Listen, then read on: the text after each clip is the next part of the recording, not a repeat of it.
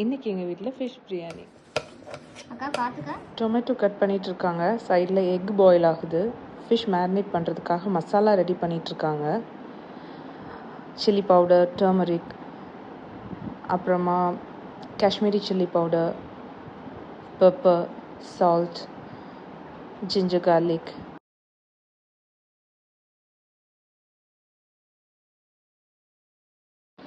அப்புறம் கர்டும் கொஞ்சம் ஆட் பண்ணிக்கணும்.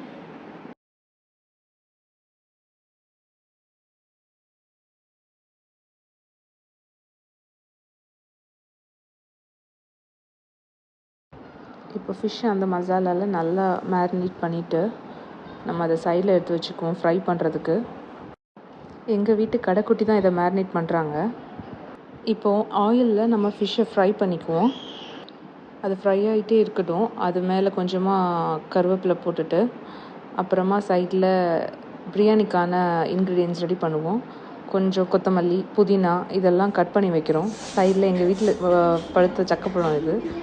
எங்கள் மாமி இதை கட் பண்ணிகிட்டு இருந்தாங்க. எங்கள் வீட்டு பூனைக்குட்டியும் அதை சாப்பிட்டு ரெடியாக இருக்குது.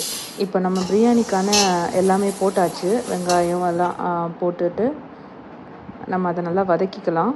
இது நான் பண்ணலை, இது அக்கா பண்ணிகிட்ருக்காங்க. நான் சைடில் சொல்லிகிட்ருக்கேன். கொத்தமல்லி, புதினா போட்டுட்டாங்க. அப்புறமா என்ன பண்ணுறாங்கன்னு பார்க்கலாம்.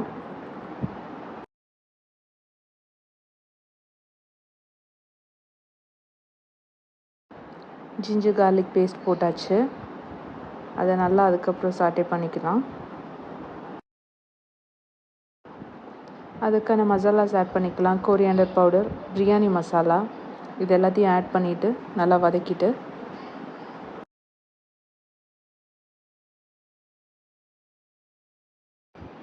கொத்தமல்லி, புதினா திரும்பவும் ஆட் பண்ணிவிட்டு அதில் கொஞ்சம் கர்ட் ஆட் பண்ணுறாங்க.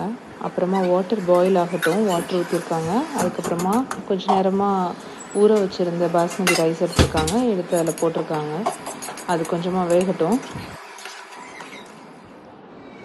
இப்போ ரைஸ் தம் பண்ணி வச்சுருக்காங்க. இது நல்லா வெந்துடுச்சு. இப்போது இதில் ஃப்ரை பண்ணி வச்சுருக்கிற ஃபிஷ்ஷை நம்ம கொஞ்சம் மேலே ஸ்ப்ரெட் பண்ணி விட்டுட்டு திருப்பவும் நம்ம க்ளோஸ் பண்ணி வச்சிடலாம்.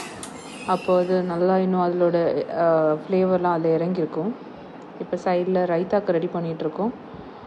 ஆனியன், சில்லி, கொரியாண்டர் போட்டு கொஞ்சம் கர்ட் ஆட் பண்ணி சால்ட் போட்டு அதுவும் ரெடி பண்ணிட்டோம்.